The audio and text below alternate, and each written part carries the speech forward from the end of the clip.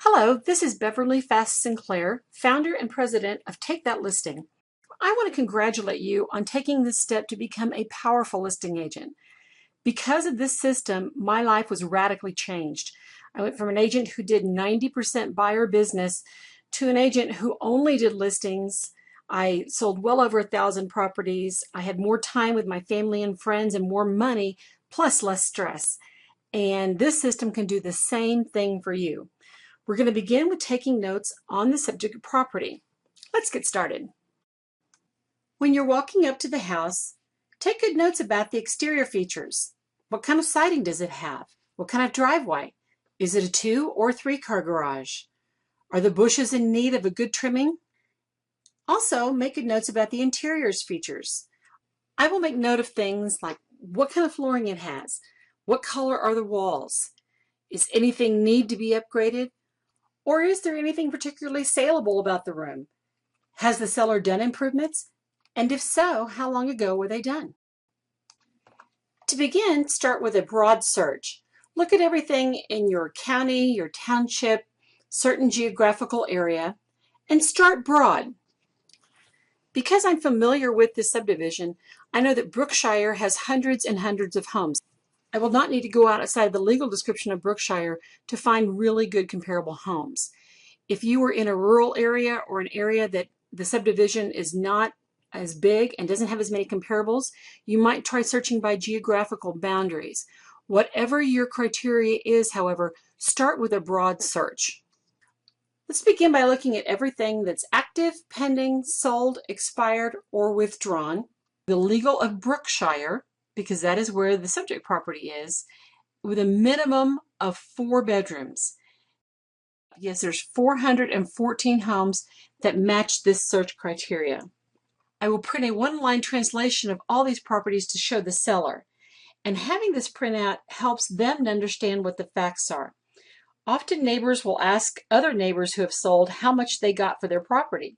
Those neighbors will say, well, we got what we wanted. The neighbors then incorrectly assume that the seller got list price, which is very seldom the case. To get a really good feel for what has happened in the market in the past 6 to 12 months, it's best to look at all statuses: active, expired, pending, released, withdrawn, and of course sold.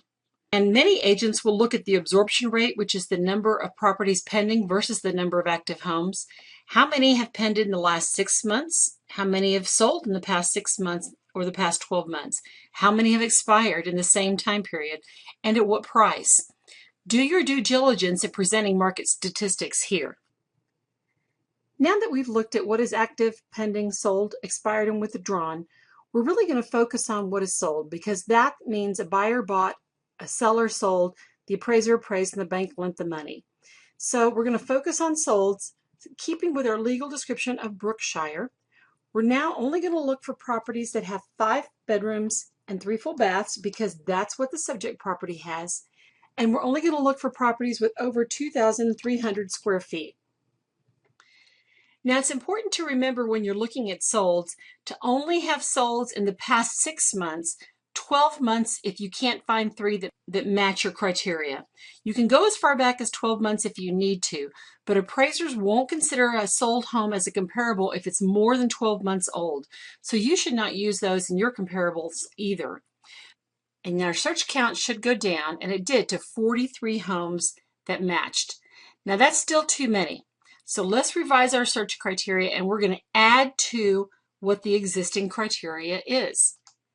I would tell sellers we have too many sales to consider because we're really only looking for the 3 closest sales. We're going to add to our current search criteria, and we're going to have features that match your home's features. So essentially, we're going to be looking for apples to apples. We're going to say we want to see homes that have basements. We want to see homes that have a 2-car garage. And we want to see homes that are 2 stories. Adding criteria to make it match the subject property. And there's 35 listings. That's still too many. So now we're going to keep the same criteria, but now we're going to time bind it.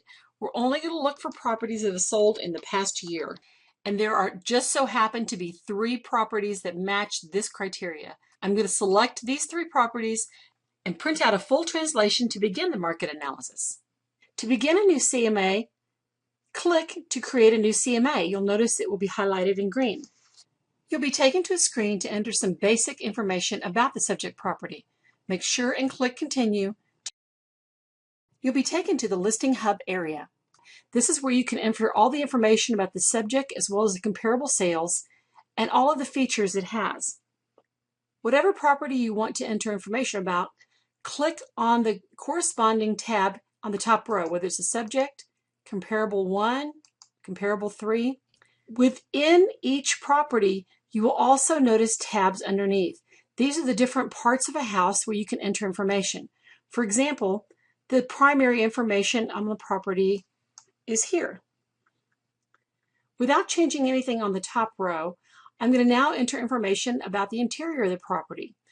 All of these bottom tabs have either radial buttons that are all defaulted to no or drop-down menus. The program is very simple. If the subject property in this case has a basement, I just click yes, it has a basement. If it has on the drop-down menus 2 fireplaces, I click on the corresponding number, and I can click any other information this property has. The same goes through to the kitchen. This property has existing solid surface. It has new appliances. It has 5 bedrooms, 3 bathrooms, and it has a new furnace. Now, when selecting features, it's important to note that a feature is considered new if it is less than 2 years old. So if it was installed in the past 24 months, it can be considered new. You can see how easy this is to enter information into the CMA. The same process goes for entering the comparables information. Click on the comparable you want to enter information about, and then just start filling in the bottom tabs in the same exact way. If the comp has granite, if it has new plumbing, if it's got 4 bedrooms, 2.5 bathrooms, you just click. And this whole process will take maybe 15 minutes once you're familiar with the program. Within the Take That Listing system, there is a lot of flexibility built into the program, and most of it comes here under the Price Adjustment tab. You'll notice there's 3 boxes. One says Positive Price Adjustment, and it has a descriptive text box, a Lot Adjustment with a descriptive text box, and a Negative Adjustment in a descriptive text box. You can enter your own dollar amounts here to account for features that are not part of the 55 different features measured on the Take That Listings system. This area is also where you can account for regional differences or even neighborhood differences within your CMA. On looking at the subject property under the price adjustments, I'm going to add value to this property. I'm going to put a plus sign and add $3,000. This is a number of my own choosing because the subject has impeccable decor. Let's go to comp number 1. Let's say comparable 1, though, has a better lot. I'm going to put a plus sign, $5,000, because this property backs to the woods. Whatever I type in the descriptive text, as well as the number up here, will show up on the CMA. I can also account for features in the negative price adjustments box. Let's say on comparable 1, it has a better lot, but I'm going to take away, I'm going to put a minus $7,000. This is totally a number of my choosing because this property has dated wallpaper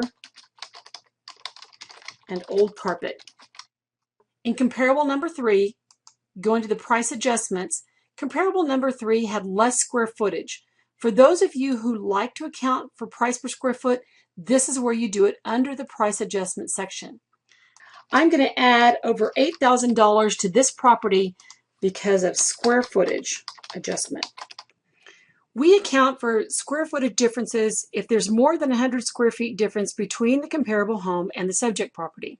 For example, if a comparable home is over 100 square feet bigger than the subject property, 100 square foot is kind of our cutoff, we would take away value. In other words, we would subtract value in the negative price adjustments to make it match the subject property. Likewise, if a different comparable is smaller, like we had in our situation here, we add value to make it look like the subject property on paper.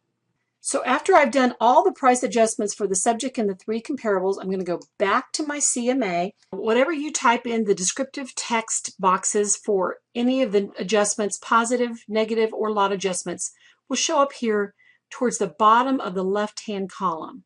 For example, backs to the woods. I, in my own opinion, think that is worth $5,000 more because this property backs to the woods. I also gave credit to the subject property of $3,000 because it has impeccable decor. I gave a square footage adjustment to comparable number 3 of over $8,000. And I also took away value from comp number 1 because even though it had a great lot, the inside just wasn't that great. It had dated wallpaper and old carpet. If you're a new agent and aren't comfortable making any type of dollar adjustments because you don't have the experience yet, use the price range, which I'm about to explain. After you've entered all the information about the subject, comparable 1, comparable 2, and comparable 3, it's time to look at the market analysis.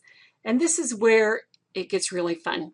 Click on the CMA bar, and you'll notice there is a column called Specifications.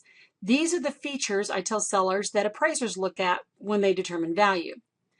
The next column is the subject property, and all the information you've entered shows up in this column. Then comparables 1, 2, and 3.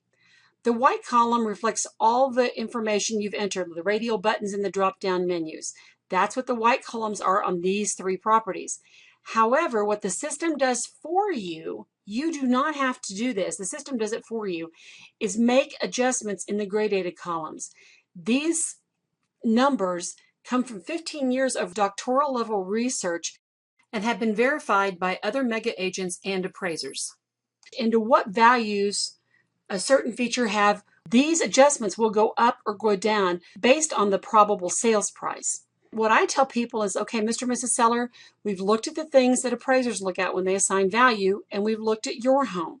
Now what we're going to do is we're going to look at comparable 1, 2, and 3. We already know what features they have, but now we're going to change these 3 properties on paper and make it match your property. For example, Mr. and Mrs. Seller, you have 4 bedrooms, as does comparable number 1 and comparable number 3. However, the second comparable has 5 bedrooms.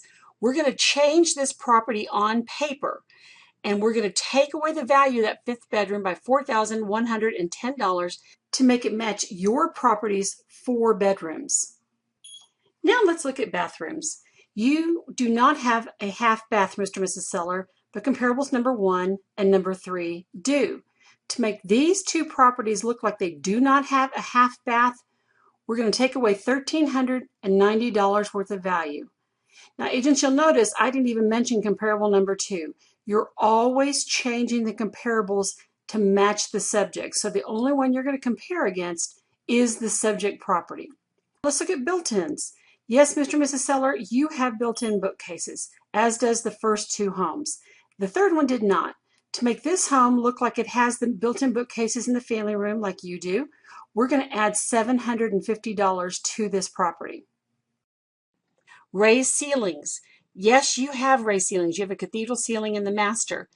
None of these other properties had 9-foot ceilings, vaulted ceilings, cathedral ceilings. So we're going to add $1,290 to each of these 3 properties to make it match your home's raised ceilings. When you put it like this, sellers understand it. Now it doesn't become you telling them something. It becomes the market giving the message. And by just showing these adjustments, this is where the argument goes out of the equation. When sellers are faced with something like this and they can look at it and go, oh, well, even though I have a patio, it's not worth the $2,000 I thought it was worth. An 8x6 patio is worth about $330. Or I have a new roof. $2,450 would be for a 2-year-old roof versus a roof that's maybe 5 to 9 years old. Because we're not comparing the subject property to a house who has no roof at all. We're just comparing it to a property that has new shingles. because it would probably be about $5,000 to $6,000 to put on a new roof. But they are getting some value. And in this case, it's taking away the value of the newness of the roof on the comparable home. And this is what, honestly, it stops sellers in their tracks. They stop being unrealistic with what they think upgrades are worth. And it puts them in the position to self-discover. You never want to be the one telling the seller anything. You want them to self-discover through factual information that their property is just not worth maybe what they think it's worth. Or because they have raised ceilings, it isn't worth $5,000. This way, you are not saying anything. You are like the doctor giving a bad lab result.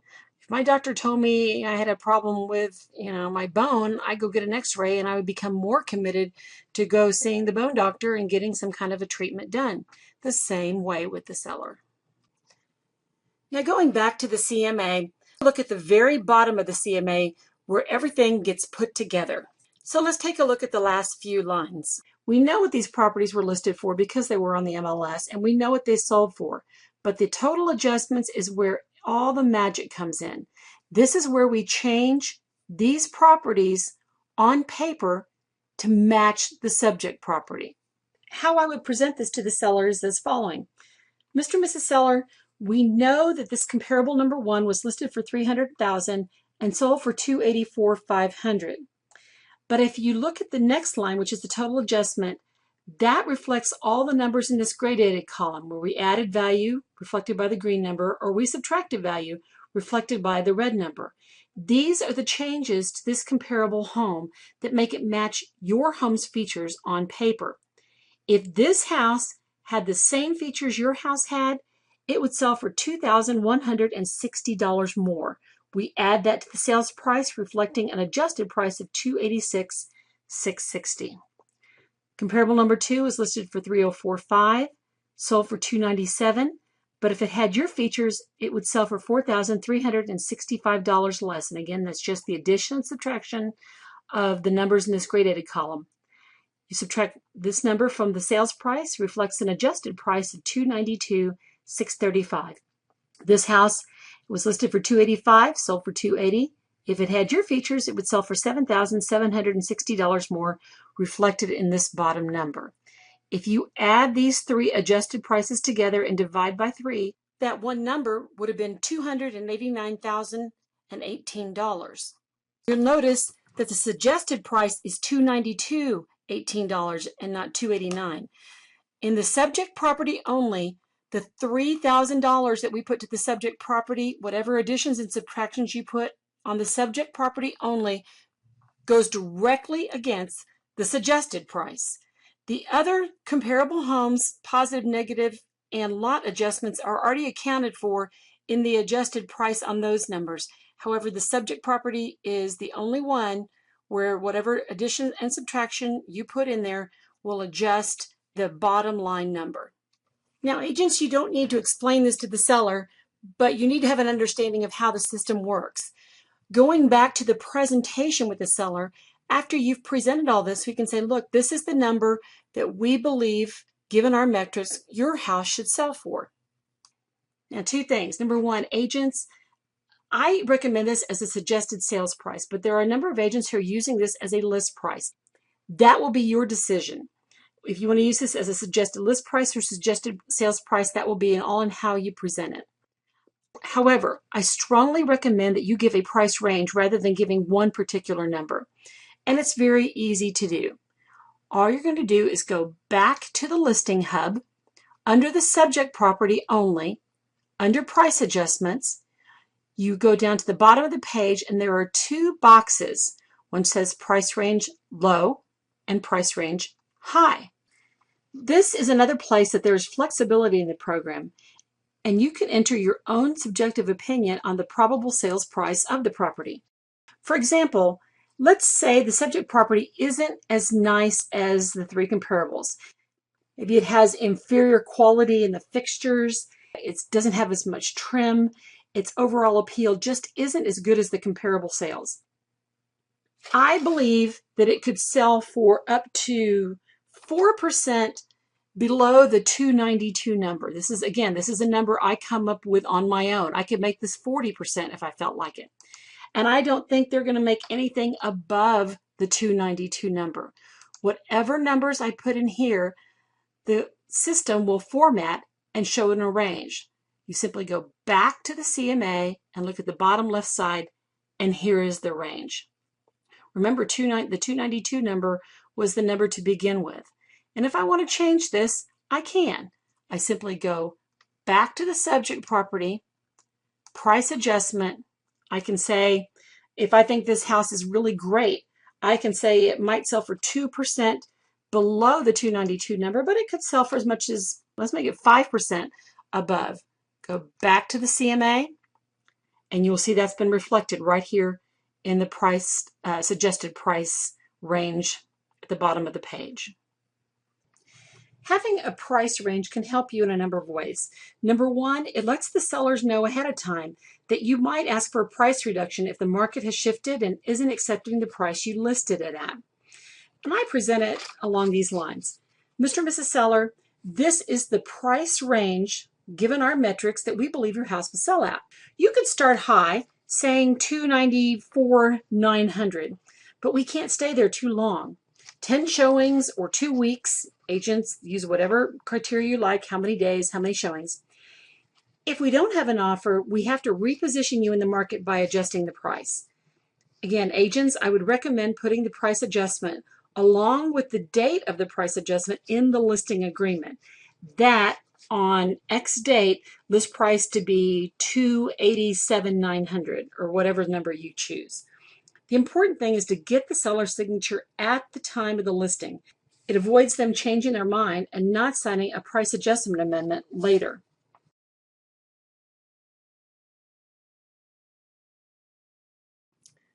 Memorize this saying: price does not equal value. Just because a seller spends $5,000 on a new roof doesn't mean their new roof is worth $5,000. Their roof is being compared to homes that have roofs, just not new ones. Ask the seller, when was that new? Sometimes sellers remember spending money on improvements and still consider a feature new, even though the improvement was installed in 2001. If there are improved features in a home that are more than 2 years old, they can be called updates and can be accounted for in the positive price adjustment section. If a property has an exceptional feature, such as a large, high-end wet bar, and you want to give a higher or lower dollar adjustment above and beyond the system's adjustment, you can input your subjective dollar amount in the positive and negative price adjustment. You can also make an adjustment for the age of a property in the positive and negative adjustment. When you have finished explaining the market analysis and have shown the seller a net sheet, ask the seller, do you have any questions? Wait for the seller to talk. The silence is when they are self-discovering the reality of their home's price. Chances are you won't get objections to your recommended price. If a seller does disagree, ask, where did I miss it? For a one-step listing appointment, using an iPad or a laptop, enter the 3 comparables information prior to visiting the subject property. Fill out the seller's features while you walk through the home and present the market analysis before you walk out the door. There's also a benefit to using an iPad or a laptop in that you can edit or make any changes to the market analysis while you're at the kitchen table in front of the seller. If you are ready to become a powerful listing agent, go to takethatlisting.com and sign up now. The price is $39.99 per month.